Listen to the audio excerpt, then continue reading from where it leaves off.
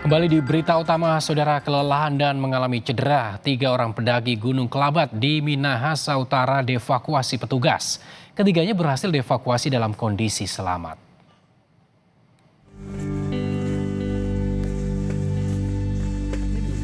Basarnas Manado mengevakuasi 3 orang pendaki Gunung Kelabat di Minahasa Utara, Sulawesi Utara. Para pendaki dalam perjalanan turun gunung pada hari Minggu.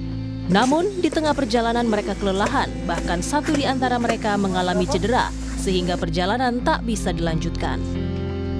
Petugas yang mendapatkan informasi langsung bergerak menuju lokasi. Ketiganya ditemukan di pos 2 yang berjarak 5,9 km dari kantor SAR Manado.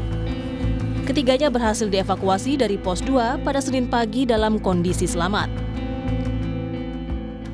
Dilaporkan ke kantor pencarian pertolongan kelas A Manado, para survivor ini mengalami cedera pada bagian kaki dan ada juga 2 korban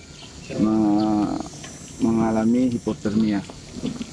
Setelah mendapatkan laporan tersebut, tim kantor pencarian pertolongan kelas A Manado menurunkan 1 tim untuk melaksanakan evakuasi. Setibanya di pos SAR, ketiganya langsung diserahkan ke pihak keluarga. Basarnas mengimbau agar pendaki selalu mempersiapkan kondisi fisik dan perlengkapan pendakian sebelum melakukan aktivitas di alam terbuka.